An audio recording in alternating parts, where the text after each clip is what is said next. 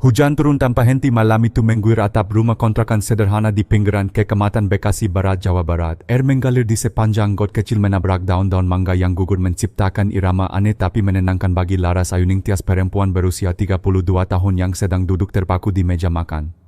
Di depannya selembar hasil laboratorium masih terbuka basah oleh tetesan air mata yang tak ia sadari jatuh sejak tadi. "Maaf Bu Laras, kondisi rahim Anda tidak memungkinkan untuk hamil lagi," kata-kata dokter yang tadi terus bergema di kepala.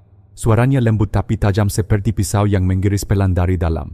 Di dapur sempit Rangga Prasetyo, suaminya sedang mematikan kompor. Bau sayur asam yang hampir gosong memenuhi ruangan, yang melirik Laras yang belum bergeming sejak mereka pulang dari rumah sakit. "Laras, makan dulu, besok masih harus kerja," katanya pelan berusaha menyembunyikan nada gundah.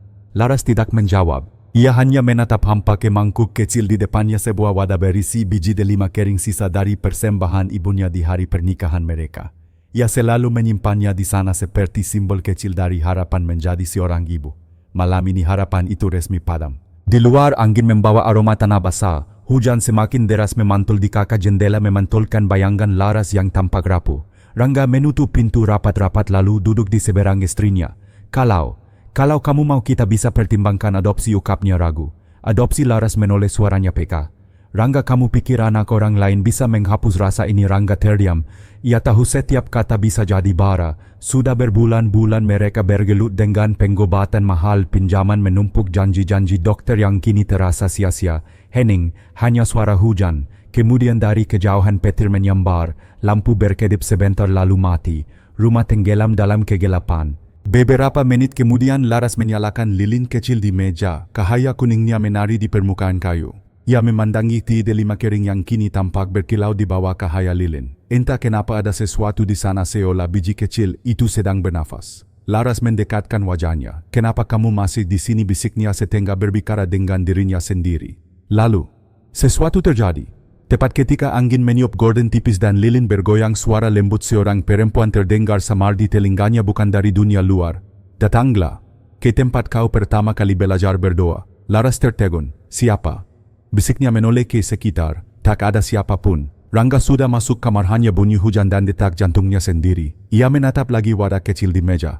Di bawah cahaya lilin salah satu biji delima tampak retak menampakkan warna hijau muda di dalamnya. Mungkinkah? Pukul 2 dini hari, Laras masih belum tidur. Ia menyalakan senter ponsel menatap wadah kecil itu lagi. Sekarang bukan hanya 1-3 biji telah retak dan di tengahnya mungkul sebatang tunas hijau tinggi kira-kira 1 ruas jari. Tangannya gemetar. Tuhan, ini apa? Di luar hujan masih turun, tapi di dalam ruangan itu udara terasa lain, hangat lembut seolah ada kehidupan yang baru saja dimulai. Rangga mungkul di ambang pintu menggucek mata. "Laras, kamu belum tidur? Ngapain bengong di situ?" Laras menoleh menahan napas. Aku rasa Tuhan baru menjawab doaku," katanya perlahan, suaranya bergetar. Rangga mendekat melihat wadah di meja. Ia hanya melihat biji delima basah dan sedikit tanah lembab. "Nggak ada apa-apa kok, mungkin cuma lembab kena air hujan," ujarnya ringgan lalu kembali ke kamar. Laras menatap punggung suaminya lalu kembali ke HTMM. Tunas kecil itu bergerak, pelan tapi nyata. Ia tersenyum, mata berkakak-kakak. Dalam hujan malam yang tak kunjung reda, sebuah keajaiban kecil mulai berakar di sudut rumah sederhana di Bekasi Barat. Hujan sudah berhenti sejak subuh, meninggalkan aroma tanah basah dan kabut tipis yang menggantung di atas gang kecil kontrakan mereka. Matahari baru terbit menembus tirai lusuh di ruang tamu. Laras belum tidur semalaman. Di meja wadah kecil berisi biji delima itu kini tampak berbeda. Tunas hijau yang semalam baru setinggi ruas jari pagi ini sudah menjulang hampir 5 cm. Ia menatapnya lama, jantung berdegup tak beraturan. "Tidak mungkin. Ini tidak masuk akal," gumamnya pelan. Ia menyentuh ujung daun kecil itu, permukaannya lembab dan hangat seperti kulit bayi. Tiba-tiba suara notifikasi ponsel memeka keheningan. Sebuah pesan dari dokter kandungannya, Dr. Maya Anindita. "Hasil pemeriksaan lanjutan sudah keluar. Kondisi darah ibu Laras masih sama, gangguan pembekuan belum membaik. Kita akan evaluasi lagi bulan depan." Laras menatap layar itu lama. Setetes air mata jatuh ke layar menyisakan noda kecil. Ia memejamkan mata. Dalam benaknya suara lembut yang didengarnya semalam bergema kembali. "Datanglah ke tempat kau pertama kali belajar berdoa." Ia tahu suara itu bukan mimpi, bukan halusinasi. Ada sesuatu yang memanggilnya, sesuatu yang lembut tapi pasti. Pukul 8 pagi Rangga sudah berangkat kerja. Ia bekerja sebagai staf gudang di perusahaan ekspedisi di Kakung. Seperti biasa ia pergi tanpa sarapan karena gaji bulan ini belum cukup untuk menutup tagihan rumah sakit bulan lalu. Begitu pintu tertutup, Laras menatap foto kecil di dinding potret pernikahan mereka di depan gereja Santo Yusuf Kota Malang 8 tahun silam. Di sanalah ia dulu menjalani masa katekisasi anak belajar doa pertama dari seorang suster tua bernama Suster Agnes. Ia mendekat menggusap debu di bingkai foto. Apakah itu tempat yang dimaksud Tuhan? Tiba-tiba sesuatu bergetar di dalam dadanya, bukan rasa takut melainkan keyakinan aneh. Ia menatap tunas kecil di meja, daun-daunnya bergetar lembut meski udara di ruangan hening. Seolah tanaman itu menjawab. Tanpa berpikir panjang, Laras membuka lasi mengambil dompet kecil berisi sisa uang Rp300.000. Ia menulis selembar catatan untuk Rangga di atas kertas sobekan buku. Aku perlu ke Malang. Jangan khawatir, aku hanya ingin berdoa, Laras. Perjalanan ke Malang memakan waktu hampir 12 jam dengan bus malam. Di sepanjang jalan tol Trans Jawa yang membentang dari Cikampek hingga Surabaya, Laras duduk di kursi dekat jendela, menggenggam wadah kecil berisi biji delima di pangkuannya. Di setiap rest area yang dilewati bus, ia merasakan sesuatu yang aneh. Setiap kali hujan rintik turun, daun tunas itu tampak bergerak menunduk seperti sedang berdoa. Ketika bus melintasi daerah Pasuruan menjelang dini hari, Laras sempat tertidur. Dalam tidur singkat itu ia bermimpi ia berdiri di halaman gereja lamanya di Malang di bawah pohon flamboyan yang sudah lama ditebang. Suster Agnes berdiri di depan altar tersenyum lembut sambil membawa selembar kertas doa berwarna kuning pukat. Kau sudah lupa novena ibumu, nak, katanya. Tuhan belum lupa. Laras terbangun dengan napas tersenggal, peluh dingin di dahi. Tunas delima di pangkuannya bergetar halus seolah ikut mendengar. Bus tiba di Terminal Arjosari pukul 6 pagi. Malang masih diselimuti kabut tipis dan aroma kopi dari warung di pinggir jalan. Langkah Laras gemetar menuruni tangga bus, bukan karena lelah tapi karena sesuatu di dadanya terasa bergetar, perasaan asing antara takut dan yakin. Ia berjalan kaki menuju gang kecil di daerah Oro-Oro Dawo tempat gereja lamanya berdiri. Gedung itu masih sama seperti 8 tahun lalu, dinding putih kusam, lonceng tua di menara dan halaman kecil dengan patung Maria di tengah taman. Namun ada hal yang membuatnya berhenti di gerbang. Di bawah patung itu, ada seorang suster tua sedang menyapu daun. Bahunya bungkuk, langkahnya pelan tapi mantap. Suster, suara Laras bergetar. Suster Agnes, perempuan tua itu menoleh. Wajahnya keriput tapi sorot matanya masih sama seperti dalam ingatan Laras hangat penuh kasih. Laras, ya Tuhan, kau sudah besar, katanya sambil tersenyum lebar. Aku pikir kau sudah lupa tempat ini. Air mata Laras menetes spontan. Ia berlari memeluk suster itu seperti anak kecil yang menemukan ibunya setelah sekian tahun tersesat. Mereka duduk di bangku taman gereja. Suster Agnes menatap wadah kecil di tangan Laras, alisnya terangkat pelan. Delima Laras mengangguk. Ibuku yang menanamkannya dulu sebelum beliau meninggal. Aku mendengar suara semalam. Suara yang menyuruhku datang ke sini. Suster Agnes menghela napas panjang lalu berdiri perlahan. Ia berjalan masuk ke ruang arsip kecil di belakang gereja dan kembali membawa sebuah buku tebal lusuh, buku baptis lama. Ini buku catatan lama yang baru saja kutemukan minggu lalu di gudang, katanya pelan. Anehnya halaman terakhir yang terselip di dalamnya ada namamu. Laras menerima buku itu dengan tangan gemetar. Di antara lembaran kuning pudar ada kartu doa novena bertuliskan tangan ibunya 20 tahun silam. Tuhan, jika engkau mengizinkan, biarlah dari buah hidupku lahir satu benih cinta yang akan bertahan meski badai datang. Laras menutup mulut, tubuhnya bergetar hebat. Ia menatap suster tua itu yang kini juga berlinang air mata. Apakah ini tanda? Suster Agnes mengangguk. Tuhan punya cara sendiri menjawab doa. Kadang butuh 20 tahun, kadang hanya satu malam hujan. Hari menjelang siang, di taman gereja, tunas kecil dalam wadah itu kini tampak lebih hidup dari sebelumnya. Daunnya membentuk pola salib kecil di ujung tangkai seperti sedang berdoa di bawah matahari. Suster Agnes memegang tangan Laras. Kau tinggal di sini beberapa hari. Kita mulai doa novena ibumu malam ini. 9 hari, ya jangan takut. Percayalah, tidak ada yang mustahil bagi Tuhan. Laras mengangguk menatap tunas delima di pangkuannya. Di matanya cahaya kecil kembali muncul, bukan sekadar pantulan matahari melainkan sesuatu yang lebih dalam, harapan. Namun jauh di Bekasi pada saat yang sama, Rangga membuka catatan kecil di meja makan. Ia membaca tulisan tangan. Laras menatap wadah kosong di meja tanah lembab itu kini kering sepenuhnya. Ia merasa ada yang aneh tapi tidak tahu apa. Di luar rumah langit Bekasi kembali gelap dan setetes hujan pertama jatuh ke kakak jendela. Dan di Malang, tepat di halaman gereja Santo Yusuf, sebatang benih kecil bergetar di tangan Laras, tanda bahwa keajaiban pertama baru saja dimulai. Langit Malang sore itu berwarna abu-abu pukat.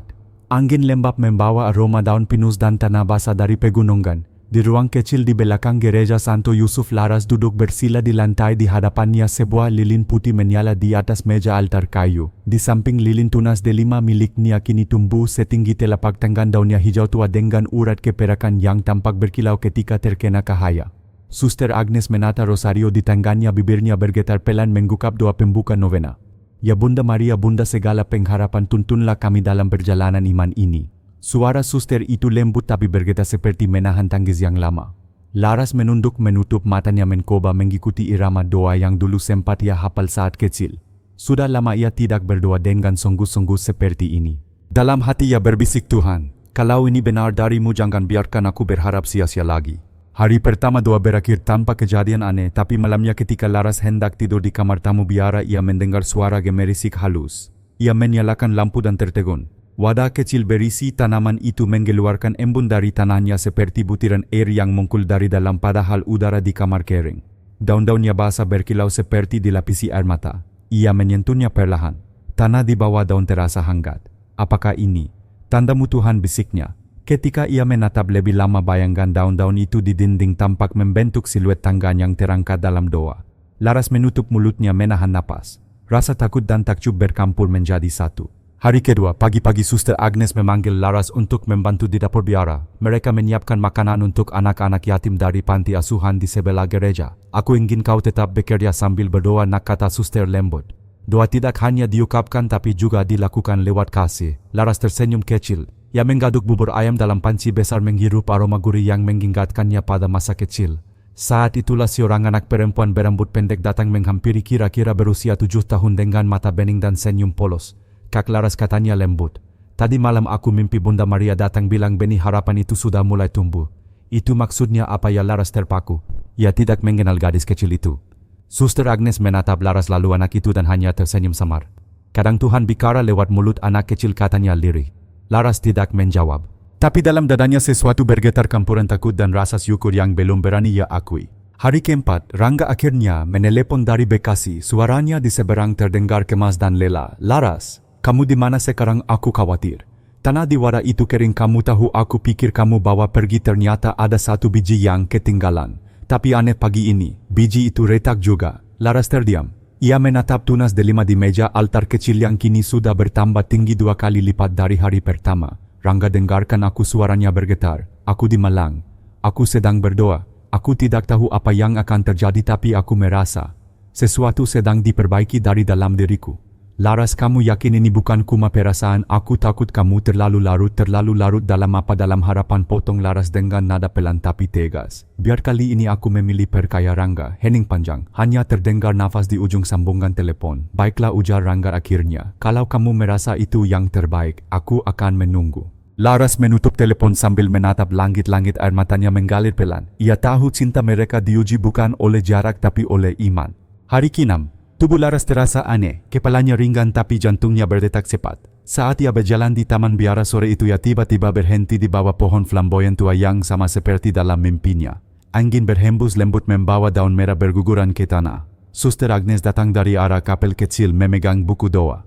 Kau tampak pucat, Laras. Istirahatlah dulu. Aku baik, suster. Hanya sedikit pusing. Suster Agnes menatap Laras lalu menepuk bahunya pelan. Terkadang sebelum mujizat terjadi, tubuh manusia tidak sanggup menampung kedamaian yang datang. Bersabarlah. Malamnya mereka kembali berdoa bersama. Kali ini lilin novena nyaris habis. Api kecil di ujung sumbu menari seperti hidup. Laras merasakan getaran halus di bawah meja. Ia menunduk tanah di dalam wadah tanaman berdenyut seperti jantung yang berdetak. Ia memandang Suster Agnes dengan mata melebar. Suster itu hanya menatapnya lembut. Jangan takut, nak. Kehidupan selalu berdenyut di mana ada iman. Hari ke-8. Hujan turun deras sejak pagi, sama seperti malam pertama. Keajaiban itu dimulai. Petir berkilat tapi anehnya gereja tetap terang meski listrik padam. Laras dan Suster Agnes berlutut di depan altar. Hujan membasahi jendela tapi di luar terdengar suara anak-anak yatim bernyanyi Ave Maria, penuh rahmat. Laras menatap tunas delima yang kini sudah berubah menjadi tanaman kecil setinggi lutut. Daunnya lebar dan dari tengah batangnya mulai muncul kungkup merah kecil seperti bakal bongga. Tiba-tiba suara lembut itu kembali terdengar, bukan dari luar tapi dari dalam hatinya. Percayalah, benih ini bukan dari tanah tapi dari rahmat. Laras menutup matanya meneteskan air mata. Ia merasakan sesuatu hangat menyebar di perut bawahnya lembut berdenyut pelan seperti kehidupan yang sedang bangkit. Ia menggenggam salib kecil di lehernya berbisik, jika engkau menghendaki, jadilah kehendakmu. Hari ke-9. Pagi itu hujan berhenti. Udara malang bersih, langit biru muda. Lonceng gereja berdentang 3 kali. Suster Agnes tersenyum ketika melihat Laras datang membawa tanaman itu ke halaman. Sudah saatnya, nak, katanya. Doa terakhir. Mereka berlutut di depan patung Maria di taman gereja. Laras menundukkan kepala, air mata jatuh membasahi tanah di sekitar pot tanaman. Terima kasih, Bunda. Karena sudah menjawab doa yang bahkan tidak sempat aku ungkapkan dengan benar. Angin berhembus pelan. Bongga merah di pukuk tanaman itu mekar sempurna, kelopaknya meneteskan butiran air jernih, entah embun atau air mata. Suster Agnes menatapnya takjub. Kau tahu bongga delima melambangkan kesuburan dan kelahiran baru, katanya lirih. Barangkali Tuhan ingin memberimu lebih dari sekadar harapan. Laras menyentuh perutnya yang hangat. Ada denyut halus di sana, begitu lembut namun nyata. Ia menatap langit tersenyum sambil berbisik, terima kasih Tuhan, karena engkau menumbuhkan kehidupan. 2 kali. Sore itu mereka menutup doa dengan ucapan syukur. Gereja kecil di Oro-Oro Dawa terasa hangat meski matahari sudah condong ke barat. Suster Agnes memandang Laras lama lalu berkata dengan nada penuh makna, besok kita ke dokter untuk memeriksa lagi ya, tapi aku sudah tahu jawabannya. Laras mengangguk. Ia memeluk suster tua itu erat. Di antara daun delima yang bergetar di terpa angin sore, keajaiban telah menemukan jalannya, bukan hanya di tanah tapi di rahim yang pernah dinyatakan tak mungkin berbuah. Dan jauh di Bekasi, Rangga menatap ke langit yang baru saja berhenti hujan. Di halaman rumahnya 1 biji delima yang tertinggal telah tumbuh kecil tapi hidup. Pagi di Malang terasa tenang setelah 9 hari penuh doa dan air mata. Langit biru muda, burung-burung gereja berterbangan di halaman biara. Laras bangun dengan perasaan ringan, seolah seluruh tubuhnya diisi oleh sesuatu yang baru, hangat, lembut dan penuh kehidupan. Ia berdiri di depan cermin kecil di kamar tamu, mengelus perutnya pelan. Entah mengapa ada rasa aneh di sana. Bukan sakit, bukan juga nyeri. Hanya denyut halus yang konstan seperti detak kehidupan kecil yang bersembunyi. Di luar kamar, Suster Agnes sedang menyiapkan sarapan sederhana, roti gandum, telur rebus dan segelas susu hangat. Pagi ini kau tampak bersinar, Laras, ujarnya sambil tersenyum. Laras duduk di meja makan kecil masih mengenakan sweater abu-abu yang sama seperti hari pertama ia datang. Aku merasa berbeda, Suster. Seperti ada sesuatu yang tumbuh di dalamku. Suster Agnes menatapnya lama lalu berkata lembut, mungkin imanmu akhirnya berakar di tempat yang benar. Laras tertawa kecil. Atau mungkin tubuhku benar-benar berubah. Kalau begitu, kata Suster Agnes sambil menatap jam dinding, mari kita pastikan. Kita akan ke dokter pagi ini. Ada Maya di Rumah Sakit Katolik Santo Carolus, masih praktik di sini setiap Rabu. Laras mengangguk pelan. Ada sedikit gugup di dada tapi juga semangat yang tidak bisa ia sembunyikan. Rumah Sakit Santo Carolus Malang terletak di tengah kota. Bangunannya berwarna krem dengan taman kecil penuh bongga kertas. Ketika Laras melangkah masuk ke ruang pemeriksaan, aroma antiseptik langsung menyambutnya, bau yang dulu mengingatkannya pada ruang kuret pada hari ketika harapannya dinyatakan mati. Tapi hari ini berbeda. Dr. Maya Anindita, dokter yang sama yang dulu menyampaikan hasil tidak bisa hamil lagi, tampak terkejut ketika melihat Laras datang. Laras, saya pikir Anda masih di Bekasi. Bagaimana kabar Anda? Aku kembali ke Malang sebentar, jawab Laras dengan suara pelan. Aku ingin memeriksakan sesuatu. Mungkin ini hanya perasaan. Dr. Maya menatapnya dengan lembut lalu mengangguk. Baiklah, kita periksa saja supaya jelas ya. Ruang pemeriksaan dingin dan tenang. Laras berbaring di ranjang menatap langit-langit putih. Suara mesin USG berdesir lembut. Dr. Maya memulai pemeriksaan dengan ekspresi profesional, tapi semakin lama gerak tangannya melambat. Wajahnya berubah dari tenang menjadi bingung lalu tertegun. Dok, ada apa? Tanya Laras dengan suara gemetar. Dokter tidak menjawab langsung. Ia menatap layar monitor beberapa detik lalu memandangi Laras, matanya melebar tak percaya. Laras, ini tidak mungkin. Tidak mungkin apa? Dr. Maya menatap layar lagi, suaranya bergetar. Ada detak jantung di sini. Laras menegakkan tubuhnya setengah matanya berkaka-kaka. Detak jantung, iya. Dokter menunjuk layar monitor. Di sana garis berirama mungkul lemah tapi nyata. Kandunganmu sekitar 4 minggu, Laras. Tapi yang aneh, rahimmu sudah tidak menunjukkan tanda-tanda kerusakan seperti hasil 6 bulan lalu. Laras menutup mulutnya dengan kedua tangan. Air matanya tumpah tanpa suara. Suster Agnes yang menunggu di luar ruangan masuk perlahan lalu berdiri di belakangnya menepuk bahu dengan lembut.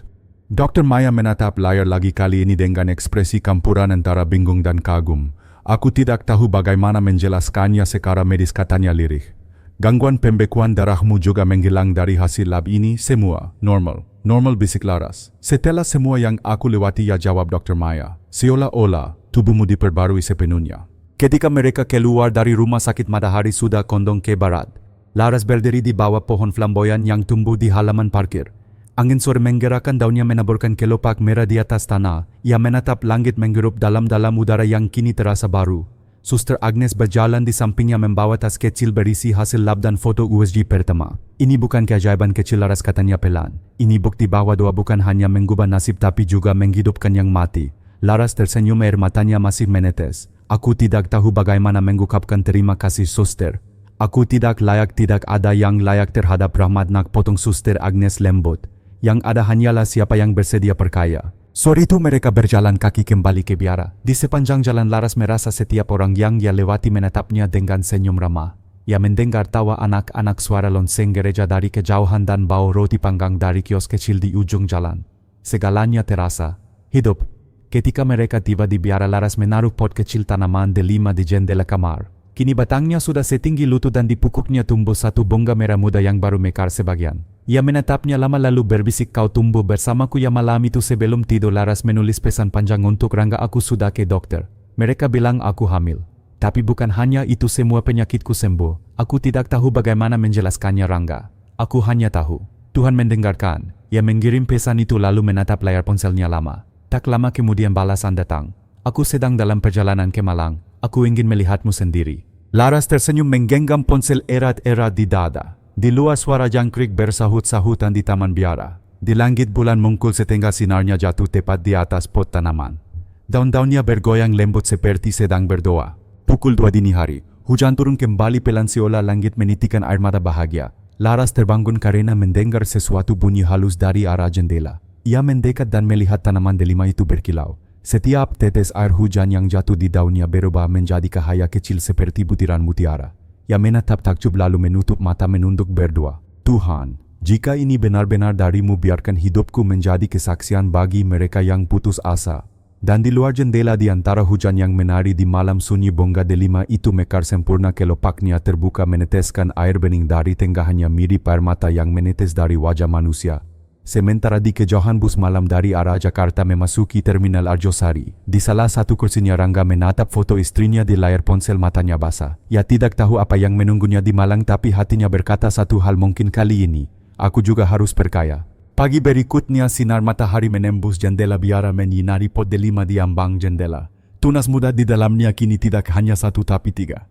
Kereta malam tiba di stasiun Kota Baru Malang pukul 6 pagi. Udara dingin dari pegunungan menyambut penumpang dengan embun halus yang menempel di kaca jendela.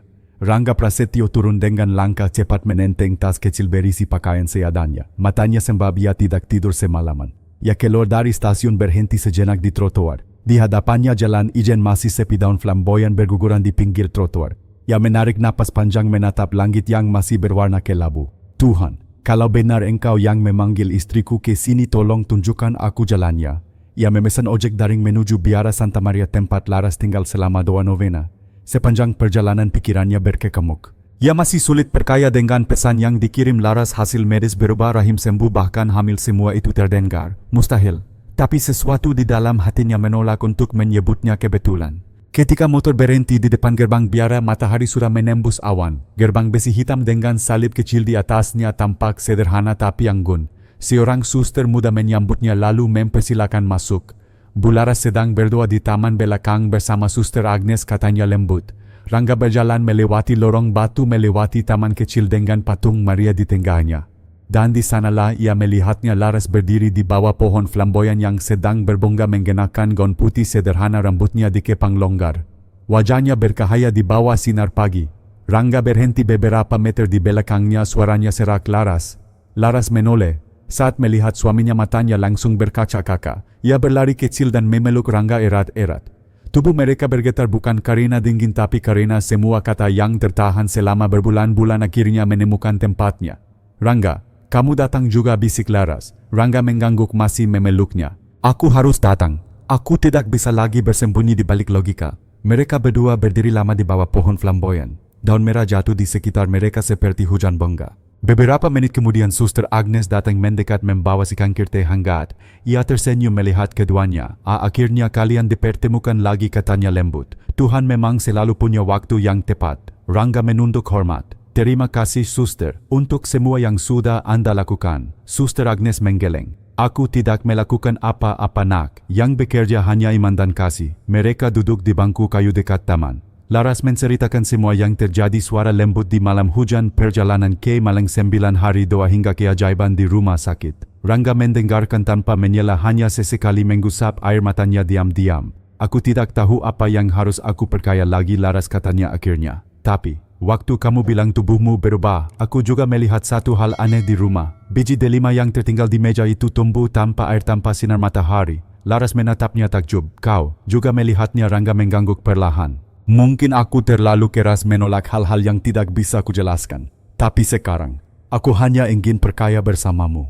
Hari itu mereka menghabiskan waktu di biara membantu Suster Agnes menata altar kecil di kapel. Laras memetik bongga dari taman, sementara Rangga menggantung kain putih di dinding altar. Suasana hening, hanya terdengar denting lonceng kecil di menara gereja. Di tengah kesibukan itu Suster Agnes memanggil mereka berdua. Laras, Rangga, mari ke ruang tamu. Aku ingin menunjukkan sesuatu. Di dalam ruang tamu biara, suster tua itu mengambil kotak kayu kecil dari lemari arsip. Kotak itu usang, warnanya memudar, tapi ada salib perak di tutupnya. Ia membuka perlahan dan mengeluarkan sehelai kartu doa berwarna kuning pukat. Ini milik ibumu, Laras, katanya pelan. Aku menemukannya terselip di buku baptis yang lama. Lihat tulisan di bawahnya. Laras menerima kartu itu dengan tangan gemetar. Di bagian bawah ada tulisan tangan halus yang dikenalnya dengan baik. Jika suatu hari aku tak lagi ada di dunia ini, biarlah doa yang kutanam menjadi rahim bagi keajaiban anakku. Air mata Laras langsung jatuh tanpa suara. Rangga memegang bahunya erat-erat. Suster Agnes melanjutkan dengan suara bergetar, ibumu berdoa 9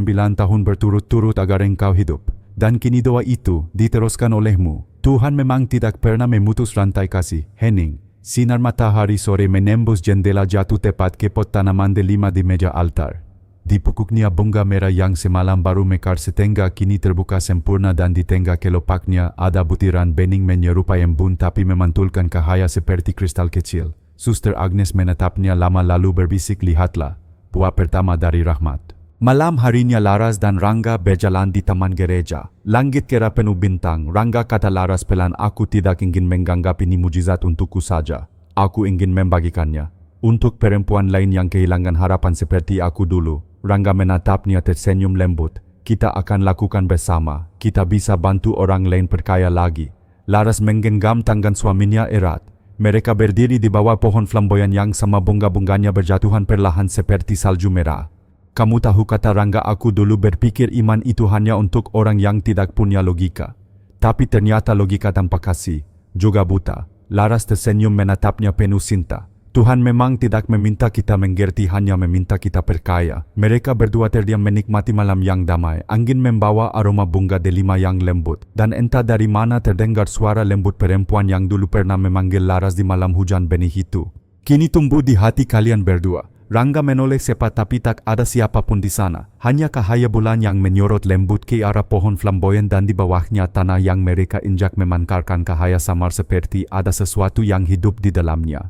Tepat tengah malam, Laras terbangun karena perutnya terasa berdenyut pelan, tidak sakit tapi hangat. Ia menatap keluar jendela. Tanaman delima di ambang jendela kini mengeluarkan aroma manis seperti buah segar, dan di tengah bunganya mulai muncul bakal buah berwarna merah muda. Ia menutup mata berdoa dalam diam, terima kasih Tuhan, engkau tidak hanya menumbuhkan kehidupan di rahimku tapi juga di hatiku. Sementara di sisi lain kamar Rangga yang terlelap bermimpi, ia melihat seorang perempuan berpakaian putih berdiri di tengah ladang delima tersenyum sambil menggendong bayi monggil. Dan di belakangnya suara Suster Agnes bergema lembut, keajaiban sejati bukanlah sesuatu yang dilihat mata, melainkan yang tumbuh di hati yang bersera. Keesokan harinya sinar matahari menembus kakak biara menyinari pot delima di jendela. Buah kecil itu kini utuh bulat merah dan berkilau-kilau terbuat dari cahaya. Dan di bawah pohon flamboyan di halaman gereja, dua bayangan berdiri berdampingan, Laras dan Rangga. Mereka tidak lagi mencari bukti. Mereka hanya berdiri berdoa dalam diam, sebab mereka tahu keajaiban terbesar bukan datang dari langit tetapi tumbuh dari tanah yang disirami air mata dan iman. Sudah 3 minggu sejak kabar kehamilan Laras dikonfirmasi. Di halaman biara bunga flamboyan berguguran perlahan menandai pergantian musim. Malang mulai sering hujan sore tapi bagi Laras dan Rangga setiap tetes air kini terasa seperti berkat. Setiap pagi Laras berjalan di taman biara membawa pot kecil berisi tanaman delima. Buah pertama dipukuk batangnya telah matang sempurna merah kera kulitnya berkilau seperti kakak. Anak-anak panti asuhan sering berlarian mendekat setiap kali melihatnya. Bu Laras, boleh kami lihat buahnya lagi? Laras tertawa mengangguk. Boleh, tapi jangan disentuh ya, ini bukan buah biasa. Mereka mengelilingi pot kecil itu seolah menyaksikan sesuatu yang suci. Bagi anak-anak itu tanaman delima itu bukan sekadar tumbuhan tapi lambang harapan karena setiap kali mereka bertanya Laras selalu menjawab dengan kalimat sama, buah ini tumbuh dari doa bukan dari tanah. Suatu sore Suster Agnes datang membawa amplop besar berisi surat. Laras, Rangga, ini dari rumah sakit katanya. Dokter Maya ingin bertemu lagi besok. Katanya ada sesuatu yang perlu dibicarakan. Rangga menatap Laras, alisnya berkerut. Kamu pikir kenapa Laras menggeleng pelan? Entahlah, tapi aku siap. Apapun hasilnya aku tidak takut lagi. Keesokan paginya mereka kembali ke rumah sakit Santo Carolus. Ruang tunggu terasa ramai, beberapa jurnalis lokal duduk dengan kamera di tangan. Begitu Laras masuk, beberapa orang langsung berbisik menatapnya dengan rasa ingin tahu. Lihat itu dia yang katanya sembuh karena doa novena. Katanya nggak bisa hamil tapi sekarang mengandung. Rangga menggenggam tangan istrinya lebih erat. Jangan pedulikan mereka, bisiknya. Laras hanya tersenyum kecil. Mereka tidak tahu rasanya mati dan hidup lagi. Di ruang periksa Maya tampak berbeda dari sebelumnya. Ia lebih tenang tapi juga lebih serius. Laras, aku harus jujur. Kasusmu membuat banyak dokter di Jakarta penasaran. Beberapa dari mereka ingin meninjau ulang semua hasil pemeriksaanmu dari dulu sampai sekarang. Laras menatap dokter itu lekat-lekat. Mereka tidak percaya ya. Maya menarik napas. Mereka hanya mencari penjelasan ilmiah. Rangga bersuara pelan, dan kalau tidak ada penjelasan, kalau begitu jawab Dr. Maya suaranya menurun, kami harus mengakui bahwa ada hal-hal di luar kemampuan sains. Suasana hening beberapa detik, lalu dokter itu menatap Laras dan tersenyum tipis. Jangan takut Laras, aku tidak di sini untuk menguji Tuhan. Aku hanya ingin memastikan kamu dan bayimu sehat. Ia memulai pemeriksaan. Detak jantung kecil kembali terdengar dari layar monitor kuat beri ramah dan penuh kehidupan. Laras menutup mata, air matanya mengalir. Rangga menggenggam tangannya erat. Dr. Maya menatap layar itu lama lalu berkata, lirik kandunganmu berkembang sempurna. Tidak ada tanda bahaya sama sekali. Jujur, dalam 30 tahun aku bekerja, aku belum pernah melihat pemulihan seperti ini. Kabar itu menyebar cepat. Dalam waktu 2 hari media sosial penuh dengan berita tentang perempuan Bekasi yang dinyatakan mandul kini mengandung setelah doa novena. Beberapa memujinya sebagai mukjizat, tapi sebagian lain menuduhnya rekayasa. Komentar-komentar bermunculan, pasti hasil lab dulu salah. Kalau benar mukjizat, mana buktinya gereja sengaja cari sensasi. Rangga membaca semua komentar itu dengan rahang menegang. Orang-orang ini, mereka bicara tanpa tahu apapun. Laras menatap layar ponselnya tenang. Biarkan saja. Iman tidak butuh pembelaan, hanya keteguhan. Namun tekanan makin besar. Wartawan mulai datang ke biara membawa kamera dan mikrofon. Beberapa dari mereka bahkan mencoba menyusup ke taman tempat pot delima disimpan. Suster Agnes akhirnya memindahkan pot itu ke ruang altar di bawah patung Maria. Benih ini tumbuh karena doa, katanya tegas, dan doa tidak boleh jadi tontonan. Suatu malam Laras terbangun karena mendengar suara di luar kapel. Ia berjalan pelan membuka pintu kayu yang berat. Di dalam ruangan yang gelap, hanya satu lilin kecil menyala di altar menerangi pot delima di bawahnya. Namun kali ini buah itu retak. Laras terkejut mendekat perlahan. Retakannya membentuk garis halus di tengah dan dari dalamnya keluar cairan bening beraroma manis mengalir menetes ke dasar pot. Ia berlutut menyentuh cairan itu dengan ujung jarinya. Rasanya seperti air madu. Apakah ini akhir dari mujizatmu Tuhan, bisiknya? Tiba-tiba dari belakang suara Suster Agnes terdengar lembut. Tidak nak, ini bukan akhir. Buah yang matang harus peka, supaya benih baru bisa tumbuh. Laras menoleh menatap wajah suster tua itu. Jadi, ini artinya keajaibanmu bukan hanya untukmu tapi untuk banyak orang. Keesokan harinya biara menerima puluhan surat. Ada yang datang dari Jakarta, Surabaya, bahkan luar negeri.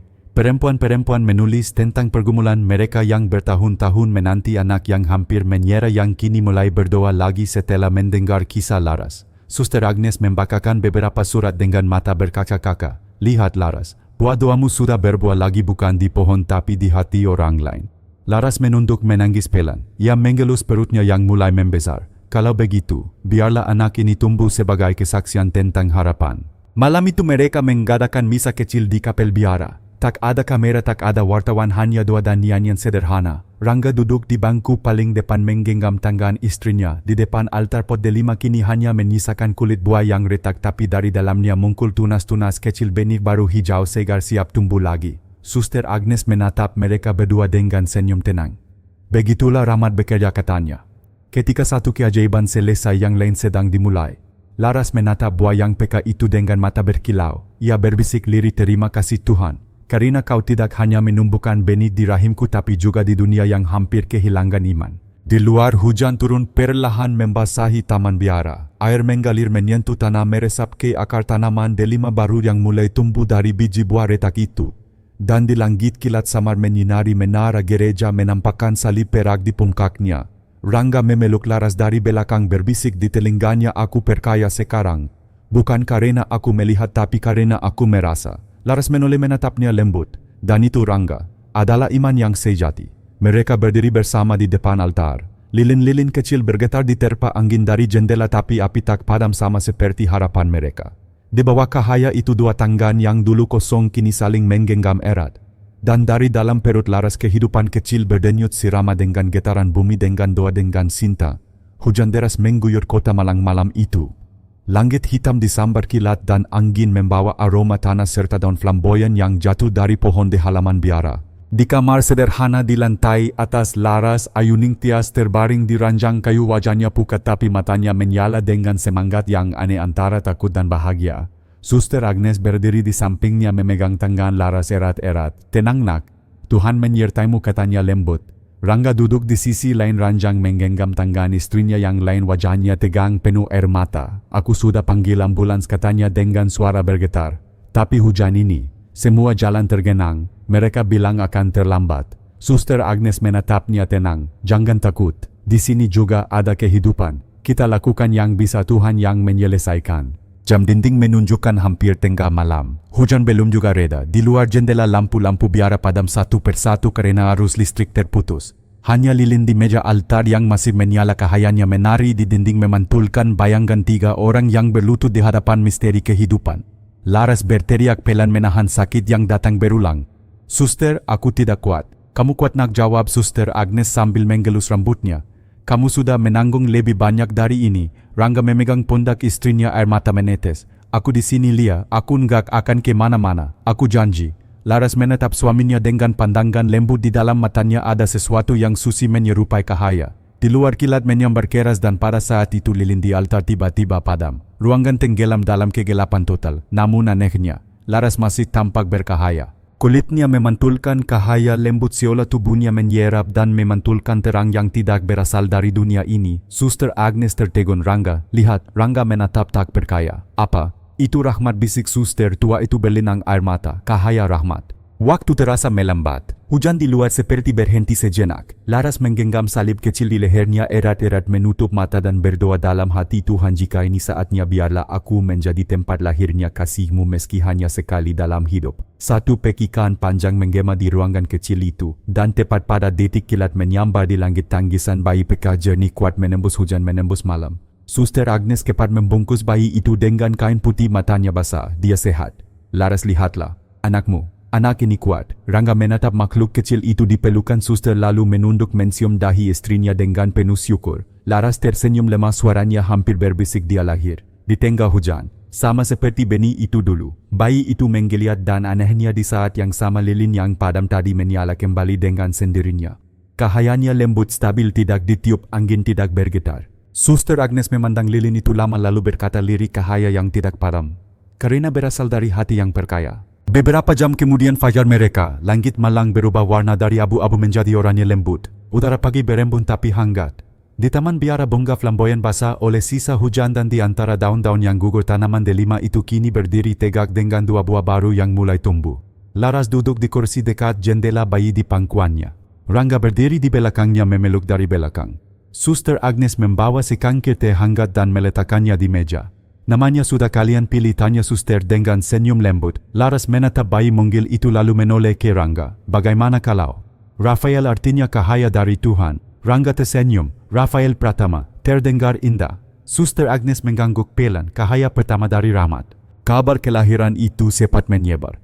Kali ini bukan karena sensasi tapi karena kisah yang menggerakkan hati. Para jurnalis yang dulu datang dengan kamera kini datang tanpa alat, hanya membawa bangga dan doa. Mereka menulis berita tanpa nada sinis. Salah satu koran lokal bahkan menulis di tengah hujan lahir cahaya kecil dari rahim yang dulu dianggap mustahil. Bukan keajaiban yang diminta tapi harapan yang ditanam. Rumah Sakit Santo Carolus mengonfirmasi ke publik bahwa semua hasil medis Laras tetap tidak dapat dijelaskan dengan sains. Namun Dr. Maya dalam wawancara singkat berkata tegas, "Saya tidak mencari alasan.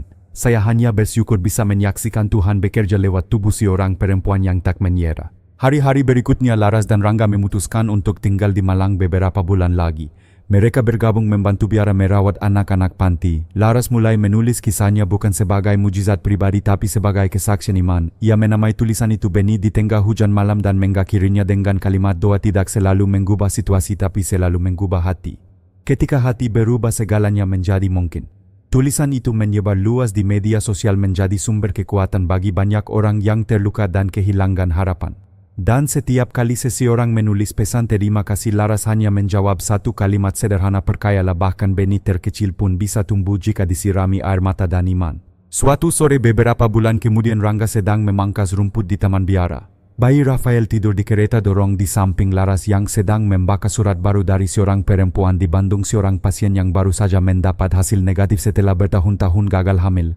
Dalam surat itu tertulis, "Saya membaca kisah Ibu Laras setiap malam. Sekarang saya tidak takut lagi berdoa. Terima kasih sudah menyalakan kembali cahaya yang hampir padam di hati saya." Laras menatap tulisan itu lama lalu mendongak ke langit. Awan putih bergerak perlahan. "Terima kasih Tuhan," bisiknya. "Karena engkau menyalakan cahaya bukan hanya untukku tapi untuk mereka juga." Suster Agnes datang membawa pot delima yang kini sudah penuh buah merah kecil. "Buah pertama sudah matang," katanya sambil tersenyum. "Kau ingin memakannya?" Laras menggeleng lembut. "Tidak suster, biarkan tetap di sini. Biar orang lain yang datang ke biara ini tahu bahwa mujizat benar-benar tumbuh di tempat ini." Sore menjelang malam, suara lonceng gereja berdentang 3 kali. Rangga berdiri memandang istrinya dari kejauhan melihat Laras menggendong Rafael di bawah pohon flamboyan yang kini sedang berbunga lagi. Cahaya senja jatuh di wajah mereka lembut kemasan damai. Di langit awan membentuk siluet seperti tanggaan yang terulur. Dan dalam keheningan itu seolah dari jauh suara lembut yang sama dulu pernah terdengar di malam hujan kini bergema lagi, "Benih itu telah tumbuh. Dan cahaya itu tidak akan padam." Laras tersenyum menatap ke arah langit memeluk bayinya lebih erat. Rangga melangkah mendekat merangkul mereka berdua. Di sekitar bunga flamboyan gugur seperti hujan merah kecil yang menutup hari dengan indah. Dan di atas altar kecil biara lilin yang menyala malam kelahiran Rafael tak pernah padam.